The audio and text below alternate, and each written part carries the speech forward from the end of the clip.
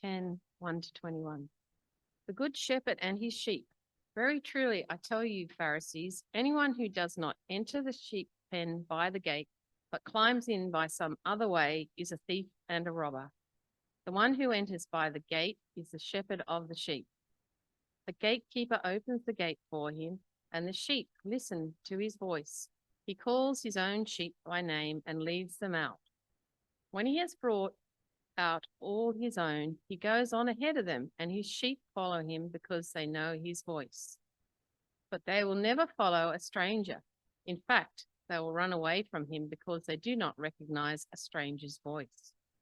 Jesus used this figure of speech, but the Pharisees did not understand what he was telling them. Therefore, Jesus said to them, very truly, I tell you, I am the gate for the sheep. All who have come before me are thieves and robbers, but the sheep have not listened to them. I am the gate. Whoever enters through me will be saved. They will come in and go out and find pasture. The thief comes only to steal and kill and destroy. I have come that they may have life and have it to the full. I am the good shepherd. The good shepherd lays down his life for the sheep. The hired hand is not the shepherd and does not own the sheep. So when he sees the wolf coming, he abandons the sheep and runs away. Then the wolf attacks the flock and scatters it.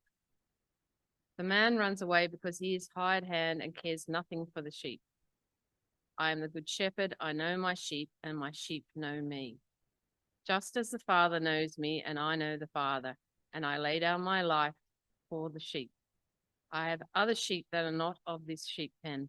I must bring them also. They too will listen to my voice, and there will be one flock and one shepherd. The reason my Father loves me is that I lay down my life, only to take it up again. No one takes it from me, but I lay it down of my own accord. I have authority to lay it down and authority to take it up again. The command I received from my Father. The Jews who heard these words were again divided. Many of them said, he is demon-possessed and raving mad. Why listen to him? But others said, these are not the sayings of a man possessed by a demon. Can a demon open the eyes of the blind?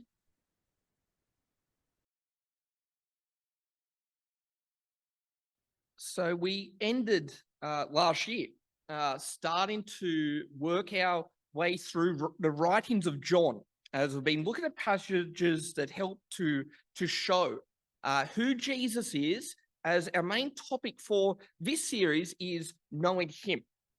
And we're doing this because to be a Christian means to be a follower of Christ. And to do that means that we need to know who he actually is, as we can't follow someone who we don't even know. And we can't base our life and our actions and change the way we think and base that on someone else if we've got absolutely no clue as to what they are like and what they expect of us. So in order to better know who Jesus is, we started this new series on Christmas Day by looking at how he is the Son of God. That whilst Jesus came to earth as a human being like us, he is in fact God himself. So that means that he is our creator and he is the light in the dark. As him being God means that he is without sin, and that means that he could therefore come into the world and come as our savior. And that this is why, if we do follow him, then we're no longer to be like those in the world who still don't know him yet, and are therefore they're still walking in the darkness, they haven't come into his light, but instead we are now to be the ones who walk in his light, as we now believe in him and we now live for him. It changes who we are.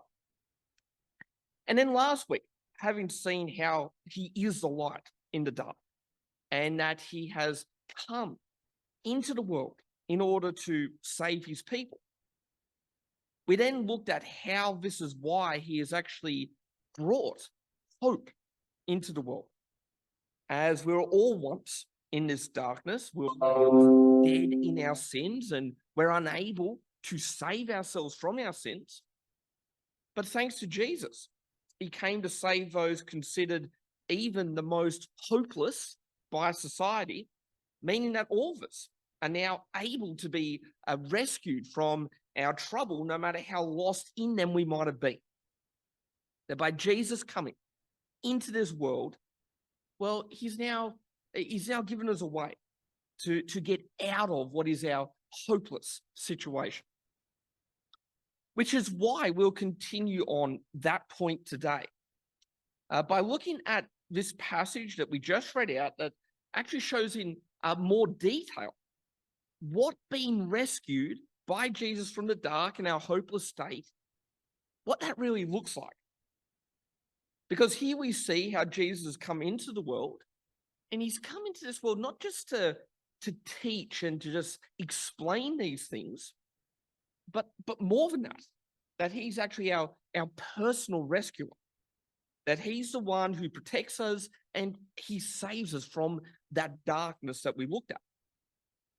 Because through Jesus, who is, as we saw, the Son of God, we can now know God the Father, and we therefore can be saved from death and we can be given eternal life. That Jesus came into the world not just to show us our sins and to just speak about hope, but he's come into the world to practically bring it, to, as we saw last week, to give us the living water and to rescue us from the situation we are in, our hopeless state. And we see by the images presented here of how it is that Jesus relates to us and how therefore we are then to relate to him through the examples given here. That the metaphors and the comparisons that Jesus gives in this passage, it actually goes a long way into showing what it means to actually follow him, which, as said a moment ago, is the whole point of this series. Because we're looking at these passages so as to better know Jesus and know what it means to call ourselves Christians. And what we see here is the clearest picture we could get of what it looks like to truly depend on him. The imagery here is showing us how it is he relates to us and how we therefore are to relate back to him. So looking at the passage now, we see this starts, as many gospel passages do, with what is another confrontation between Jesus and the Pharisees.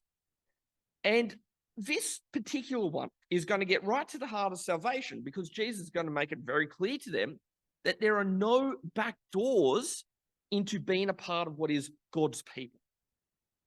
In fact, next week, we'll be looking at the passage where he famously says, I am the way and the truth and the life. No one comes to the Father except through me, showing that there is only one way that we can be saved and be rescued, and no amount of good works or doing all those religious acts, well, none of that's ever going to save anyone. That you simply cannot work your way into heaven, as only Jesus can actually save us from hell. But whilst that's going to be the focus of next week's passage, we're already seeing that point being made clear here as well, as Jesus explains through this imagery how our salvation is brought about. Because Jesus says here, very truly, I tell you, Pharisees, remembering the whole conversation here is in an argument and disagreement with them. Very true, I tell you, Pharisees, anyone who does not enter the sheep pen by the gate, but climbs in by some other way, is a thief and a robber. So the point being made here is that there is only one proper way in, as you have to come through what is the gate. That you can't just jump the fence, as there is only one entrance, and that you will need permission to enter. Because Jesus says, the one who enters by the gate is the shepherd of the sheep. The gatekeeper opens the gate for him, and the sheep listen to his voice. He calls his own sheep by name and leads them out. And in these two verses here, we, again, a lot of really important information about how people can come to God. That there is something really personal about who can come into God's community, and that the entryway into that is actually heavily monitored. It's controlled. Because the first thing we see here is that there is someone guarding the gate, and you cannot enter without his approval. That's not a gate that is just open to anyone, but only those approved can go through. And that's because there is a gatekeeper. So you essentially need to have an invitation in order to enter. However, whilst we get told that the gate has a guard, well, what we also see is that there is someone who can go through, someone who gets this approval. And that is what is called the shepherd. He's the only one with permission to go through this controlled gate. But whilst the gate only opens for himself, well, we see that the shepherd also brings his sheep with him. And as they are with the shepherd, they too can enter as long as they follow him. That the gate opens for the shepherd, but if you are with him, if you're with the shepherd, then you get to pass through this entrance on what is his account. Because just as importantly, we also see here that it is only his sheep that will go through. That he calls his sheep by name, and as he has brought them with him, well, this is why only they also get to enter this gate with him. So it's not as if others can sort of quickly slip into the rest of the flock when the gate opens and kind of sneak in, as you can only go through if the shepherd calls you. It calls you by name. If you have that invitation, as mentioned before. And of course, that brings up a lot of questions, because we've been given this picture of a shepherd and sheep and this gate that you have to go through. But that itself only creates what is an image. And it doesn't really explain what that might mean for ourselves. At this point, we only have what is this abstract picture being painted, but we haven't been given the other bits in order to interpret it. Because like with many things that Jesus teaches, he gives these stories and he explains things, but he does it using people and things to represent something else. And that sometimes can make things a bit confusing. That he doesn't just say, this is what will happen in a way that's descriptive, but he gives what is an analogy before then saying, I am like this. Or like how this happened, so it will be for these people. Because as we see with his parables, he uses imagery and similarities to make his point. But then it's up to us to take these stories and figure out what they mean.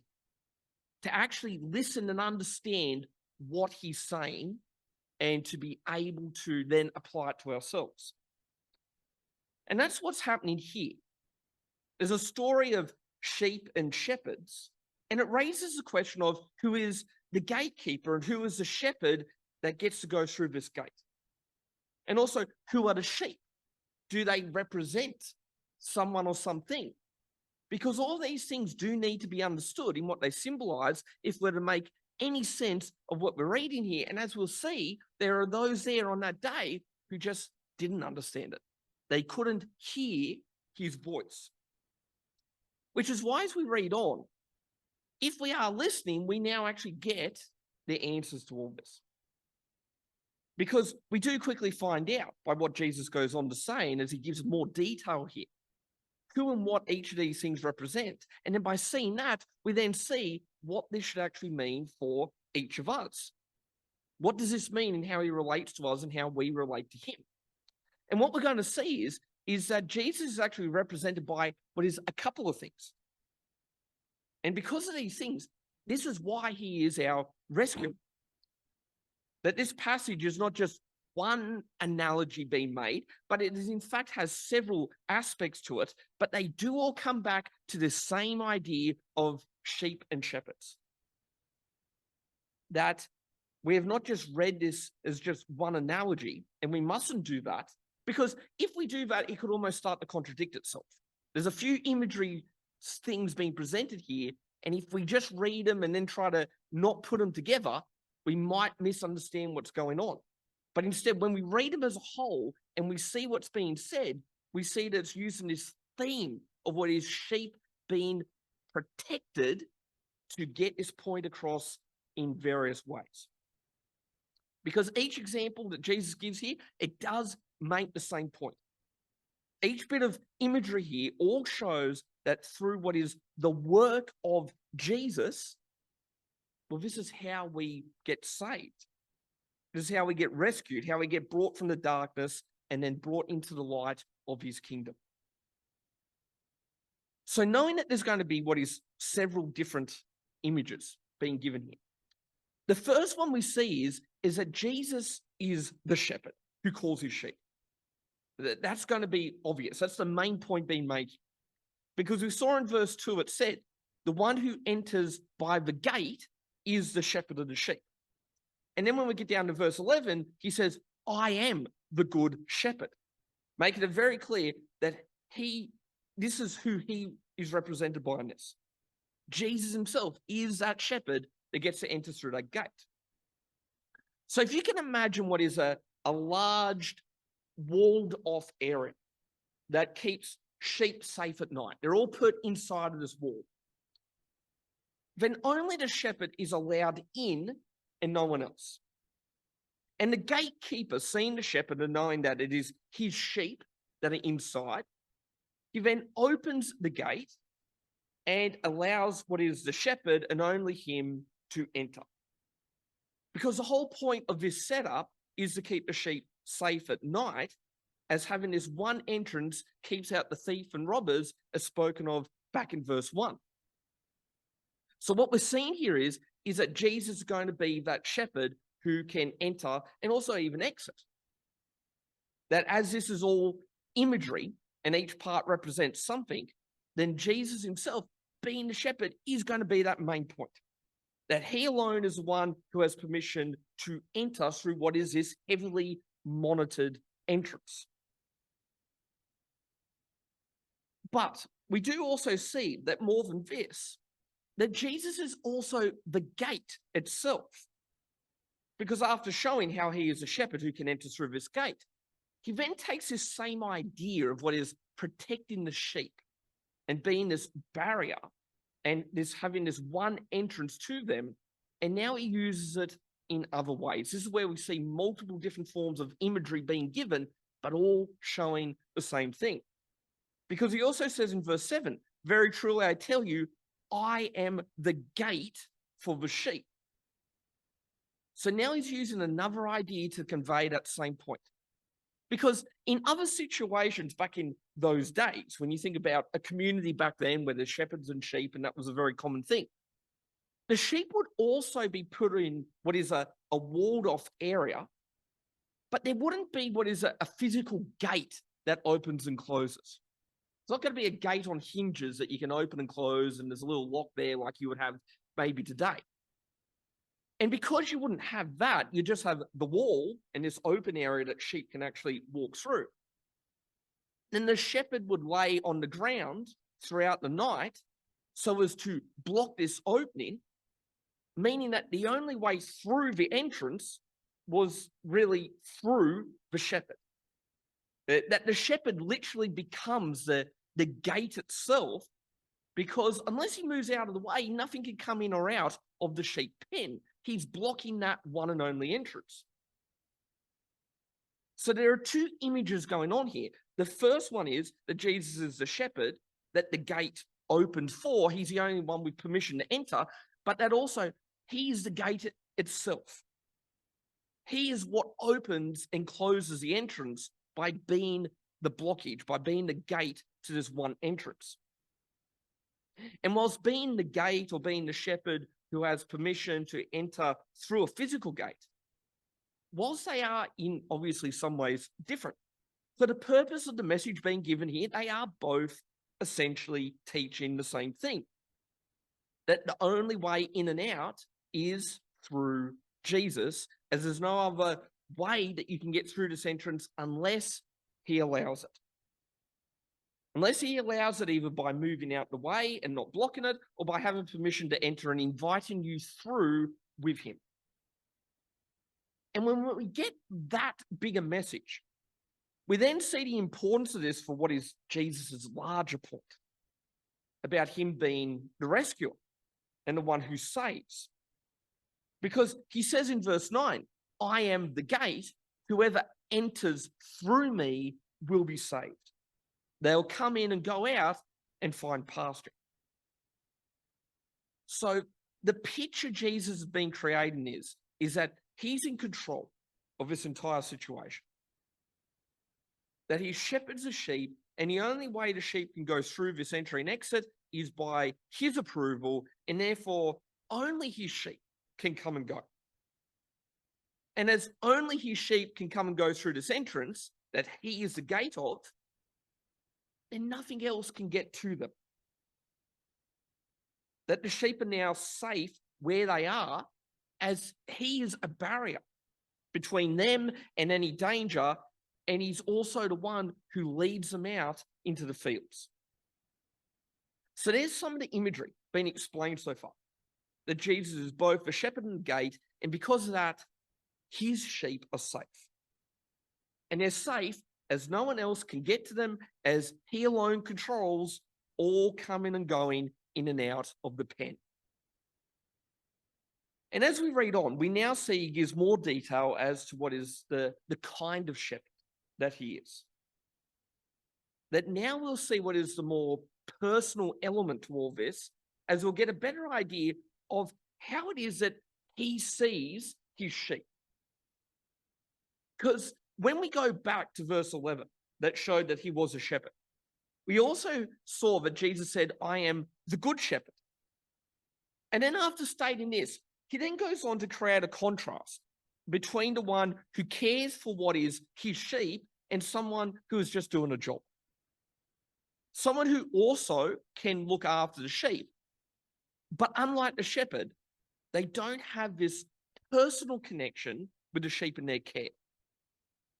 Because Jesus goes on to say about the shepherd in that same verse, the good shepherd lays down his life for the sheep. So what he means by this is the shepherd guides and looks after the sheep and brings them in and out of the pen where they're safe. But when danger comes, like a wolf, for example, then the good shepherd risks his life to protect his sheep.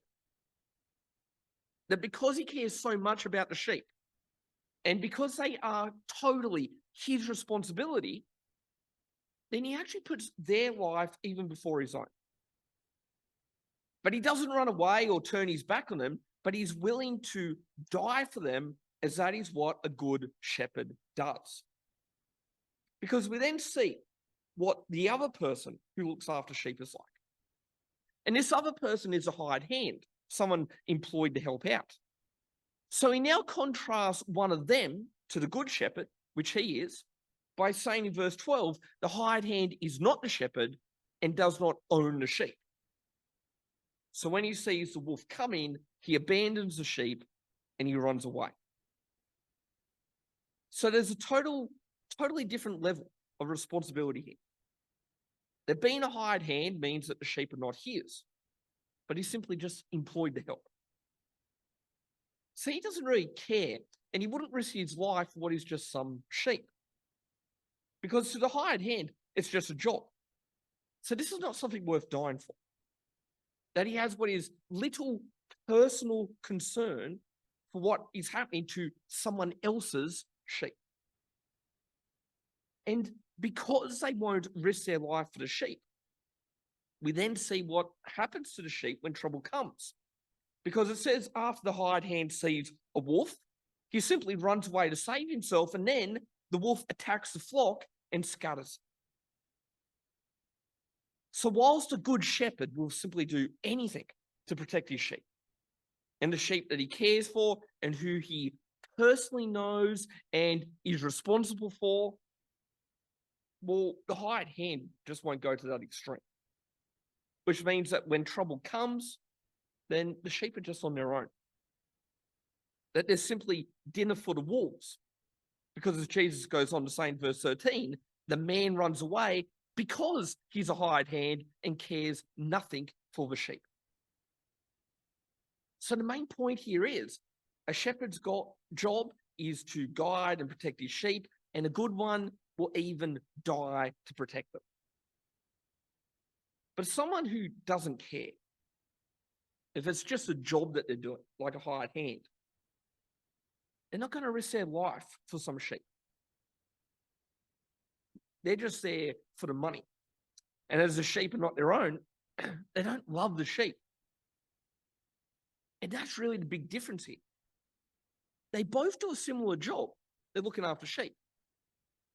But one loves the sheep that he's responsible for, and the other doesn't really care at all. For the shepherd, the sheep are his, and for the hired hand, it's only a job. Which is why, as we read on, we now start to bring this all together. We get the answers to those questions earlier. The ones we got at the start of why Jesus is even talking about shepherds and what the point of all this is.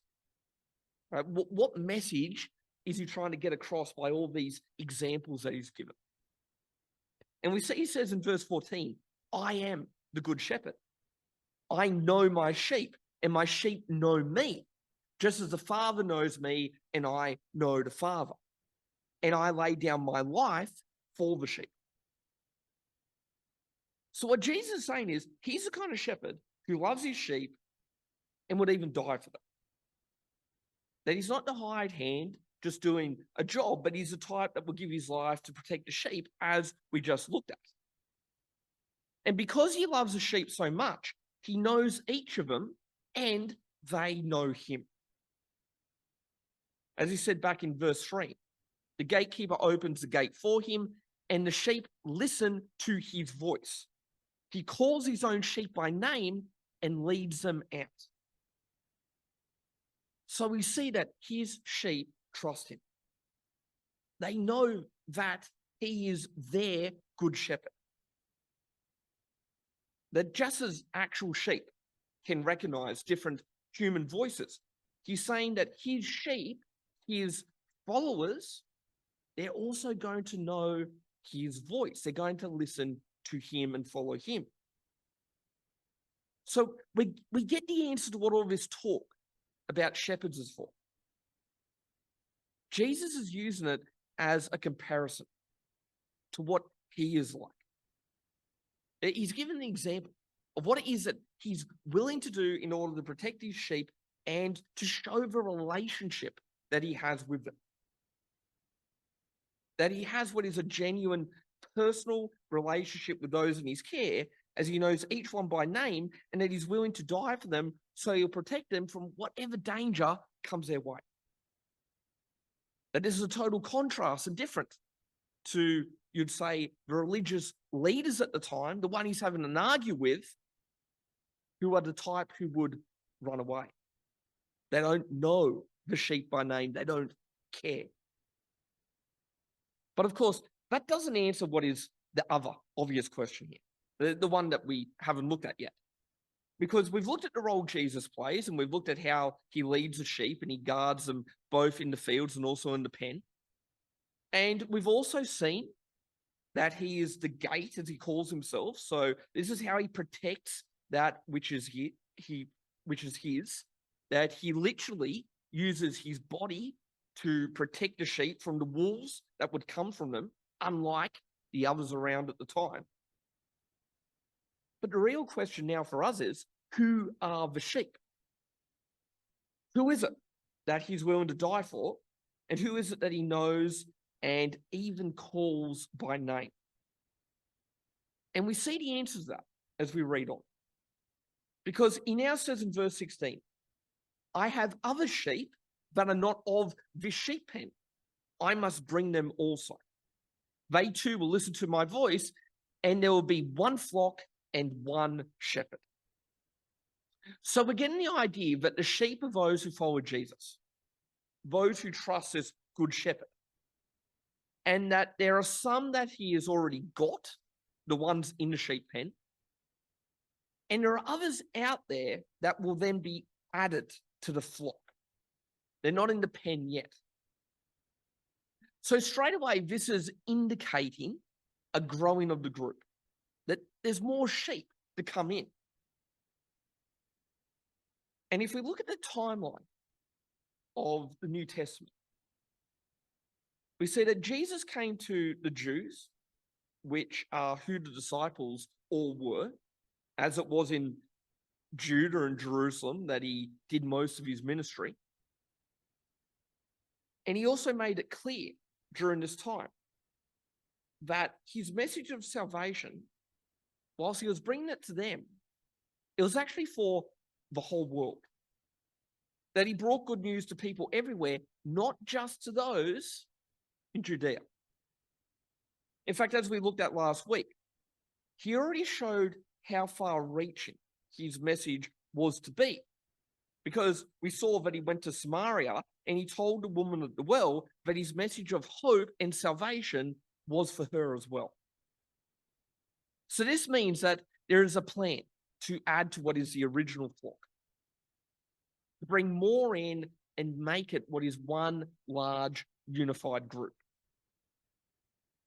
So this obviously has to be talking about people, that the sheep are people. They are Jesus's people.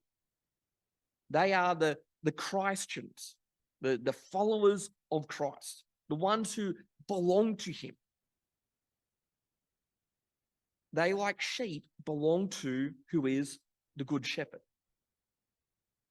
And if we're still not sure what the sheep are and that they really are people, well, we get an even clearer answer as we read the last bit of what he says here.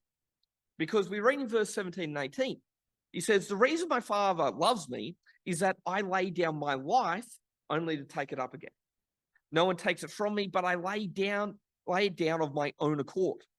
I have authority to lay it down and authority to take it up again. This command I received from my Father." So what we see Jesus simply saying here is that he's going to die. He's going to give his life by choice, and he'll do this for his sheep. And we know that when Jesus died, he died for us. He died for people, his people. So that obviously means we are the sheep. It means Jesus is saying, but like how a shepherd would die to save and rescue his sheep that he loves, his sheep, and Jesus likewise would die to save and rescue the people he loves, his people. And that is us. Because if you call yourself a Christian, then as said last week, you are one of Jesus' people, which means that he therefore is your shepherd. He guides and protects you. And that this is why he loved you enough to give his life in order to save you and to rescue you from the darkness you are in, as you are his. He knows you and called you by name. And that there is what we want to know about Jesus. Because at Christmas, we looked at how he is the Son of God, the one who made us and came into the world to save us from sin and darkness. And now we've seen how he did that, what that actually looks like. It was by gathering the sheep that were his. And then that he, as the Good Shepherd, well, he was willing to die and to lay down his life for those sheep, which means he did this in order to rescue us from that darkness of this world. That this is what all this imagery here is all about. That if you can picture a shepherd that would literally lie across the only entrance to the pen. So in order to be a physical barrier between the sheep and the wolves, knowing that he will die to protect them, if you can picture that, then you're picturing what Jesus has done for us. And that here is what he wants us to understand. That our relationship with him is like a sheep and shepherd, and him being a good one, the good shepherd, means that he's going to do anything to protect his sheep, anything to protect us. So this means that when you follow him and you listen to his voice, then this is who you are following. The one who is our good shepherd and rescues us from death by saving us from sin. And this is why we need to listen to his voice. We need to make sure that we do follow him, because we do see here that many don't. That many people don't see him as their good shepherd. Because we see he says about this, about his sheep in verses 4 and 5. He said, when he's brought out all his own, he goes on ahead of them, and his sheep follow him because they know his voice. But they'll never follow a stranger. In fact, they'll run away from him because they do not recognize a stranger's voice. And of course, this is showing that the true Christian, the one who really belongs to Jesus and has been gathered up as his sheep, well, they're going to listen to only him, and they're not going to listen to the world around them. In fact, they're actually going to reject and they're going to ignore the voices of the world, as they only listen to Jesus and they listen to no one else. That's the point being made there about what his sheep are like, what his people are like. But we also see that there are those there on that day, as he said all this, who are just clearly not his sheep. Because it said in verse 6, but the Pharisees, the ones he was having that argument with, the ones that he's really sort of talking about, the ones who don't love the sheep and look after them, but the Pharisees did not understand what he was telling them. It shows that they can't hear his voice, right? That they can't get what he's saying.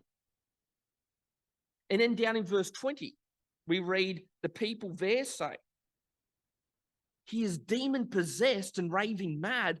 Why listen to him? So we see that there are those who just won't hear what he says.